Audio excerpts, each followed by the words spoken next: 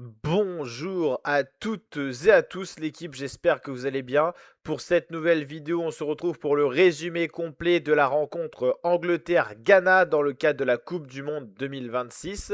Donc une rencontre qui s'annonçait palpitante, une très belle affiche entre deux nations qui ont remporté leur première rencontre. L'Angleterre qui avait battu la Croatie sur un score de 4 buts à 2 et le Ghana qui avait battu difficilement mais battu le Panama sur le score de 1-0 dans les dernières minutes du temps de la rencontre.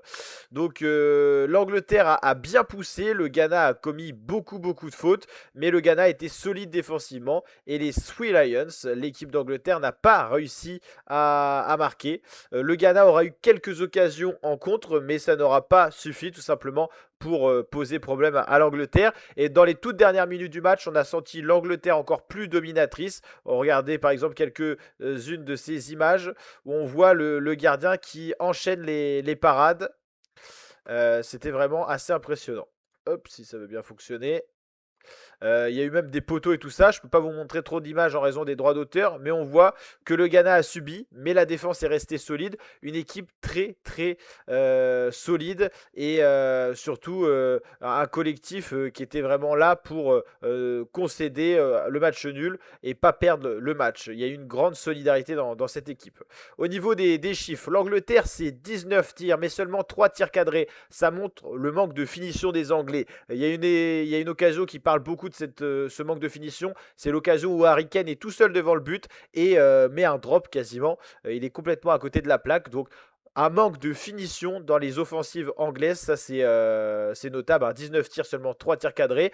Possession à 78% pour les Anglais, 619 passes contre 168, 95% de précision des passes du côté anglais. Ça montre quand même le côté hautement technique. 14 fautes côté anglais, 24 côté Ghana. L'arbitre, on dit souvent qu'il est bon quand on le voit pas beaucoup. Là, on l'a beaucoup vu. Je pense qu'il n'a pas fait un grand match et au moins une dizaine de fautes qui n'auraient pas dû être signalées.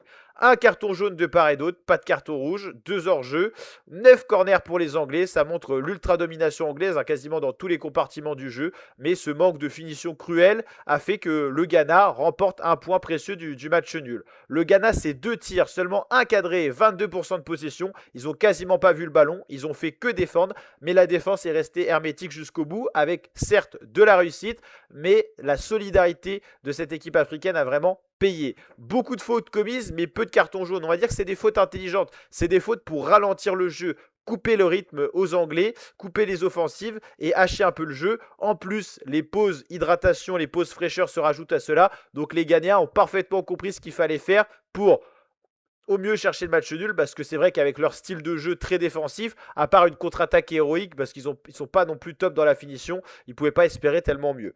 Donc vous le voyez, c'était un match, on va dire, défensif pour le Ghana, offensif pour l'Angleterre, et ça n'a pas suffi pour les Anglais, peut-être un peu trop de suffisance et un manque de finition. Et c'est vrai, il y a eu la réussite du côté ghanéen, parce que à la fin, ils auraient carrément pu concéder le but. Si on va justement s'intéresser aux résultats dans ce groupe maintenant, on va se projeter un petit peu. Alors, il y a une rencontre du groupe qui va se jouer ce soir. Donc, on en saura un petit peu plus une fois que le Panama aura joué la Croatie. C'est à 1h du matin. Vous aurez également la vidéo présentation de ce match-là. Panama-Croatie qui compte pour ce groupe-là. On va regarder d'ailleurs les résultats dans ce groupe-là. C'est parti. Avec donc l'Angleterre qui est dans le groupe L, tout comme le Ghana. Bah, égalité parfaite entre Angleterre et Ghana. 4 points. Tous les deux ont gagné leur premier match et le match nul. La différence de but est en faveur des Anglais pour le moment. Donc le Ghana, dans la dernière journée, affrontera quand même le bloc croate et l'Angleterre jouera le Panama. On attend donc la rencontre Panama-Croatie. Mais quoi qu'il arrive, Panama-Croatie, au terme comptable, au terme de la deuxième journée, ne pourront pas dépasser Ghana et Angleterre qui ont déjà pris 4 points. Mais on va dire que l'équipe qui gagne ce soir entre Panama et Croatie va pouvoir espérer quelque chose. Celle qui perd, c'est quasiment adios à la compétition. Vous l'aurez compris, enfin c'est même l'équipe qui perd ce soir entre Panama et Croatie éliminée d'ailleurs, au vu des points répartis dans ce groupe-là. Sinon, un peu plus tôt dans la journée, le Portugal a déroulé face à l'Ouzbékistan. Donc le Portugal en tête de groupe. Ils auront une finale à jouer contre la Colombie pour la première place. Donc intéressant ces groupes K et L, les derniers, où on a vraiment eu de beaux matchs. Et on attend les dernières rencontres, notamment Colombie-Congo et Ghana, enfin non pardon, Panama-Croatie, vous l'aurez compris. N'hésitez pas à liker la vidéo si cette vidéo vous a plu.